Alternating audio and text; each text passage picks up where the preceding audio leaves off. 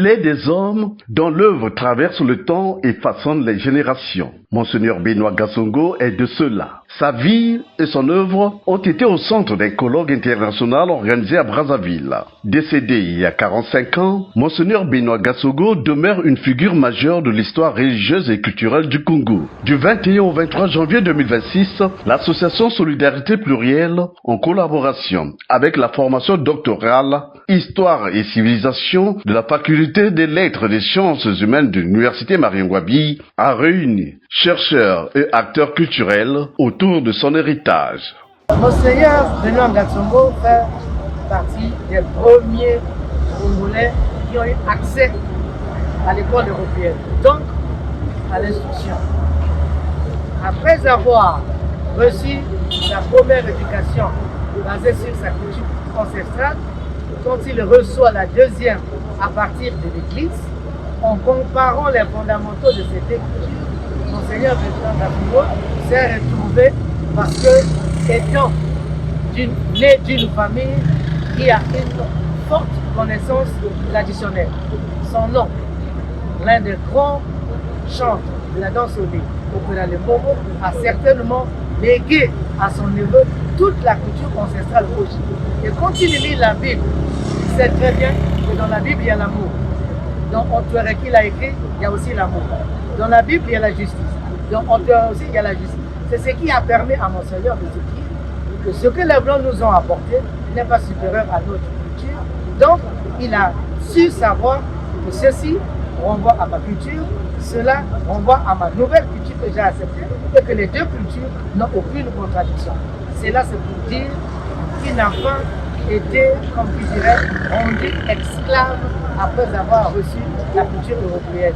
Au contraire, il a assimilé et l'a adapté par rapport à sa culture ancestrale pour permettre à ce qu'il a pu faire le chemin dans la voie tout en demeurant culturellement français dans Antoine. Pour la réussite de cette rencontre scientifique, la République reconnaissante s'est pleinement investie, soulignant l'importance de transmettre la mémoire des grandes figures qui ont contribué à la construction de la nation. Au regard de la densité de vos réflexions, issues de ces travaux, la publication des actes de ce colloque apparaîtra, sans nul doute, comme une œuvre utile pour l'humanité et la postérité. Par ma voix, je souhaite traduire une fois de plus la reconnaissance de la nation pour l'œuvre immense accomplie par Monseigneur Benoît Gassongo. Aux grands hommes, la patrie reconnaissante, avions-nous conclu lors de notre allocution d'ouverture aussi en ce jour mémorable du 23 janvier 2026, nous réitérons cette phrase éternelle pour magnifier l'œuvre de cette illustre personne qui, pour nous, devrait être une école d'inspiration, un modèle pour la jeunesse et une source intarissable pour la valorisation des cultures africaines en général et congolaises en particulier.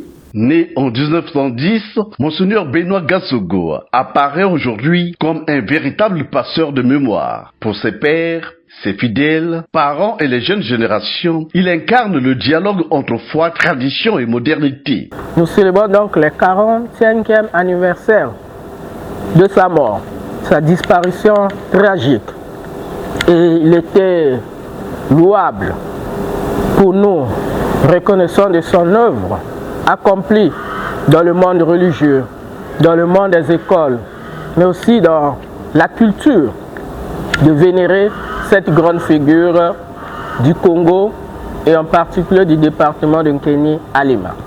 Nous venons de vivre 3 jours intenses dans un colloque international où les chercheurs de l'université Marien-Ngouabi nous ont aidés à connaître de mieux la personne de M. Benoît Gassongo. Et à travers ce colloque, nous voulons revaloriser, actualiser son œuvre et pour que ce qu'il a fait ne reste pas oublié dans les archives, mais soit ventilé, dispatché et pour que la nouvelle génération sache que dans l'histoire du Congo, il y a eu un grand homme, un évêque, un prêtre, un homme de culture, un éducateur qui fut Monseigneur Benoît Ngassongo. C'est un bon moment que l'histoire de notre grand-père, Monseigneur Benoît Ngassongo, était mis dans les oubliettes.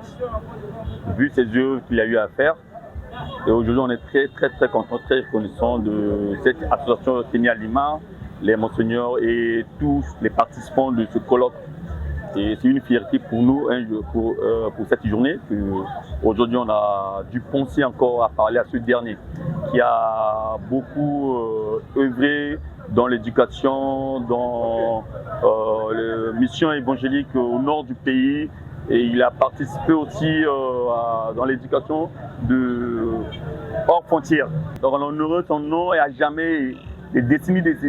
Si longtemps que la venue va exister, si longtemps que le Congo va exister, son histoire va être là à jamais. Même les passants et non chrétiens qui vont avoir son histoire à travers cette avenue. Homme d'exception, Monseigneur Benoît Ngassongo a renforcé la conscience historique d'une nation en conciliant religion et tradition dans un monde en mutation. Un héritage intellectuel, spirituel et humain désormais inscrit dans l'espace public.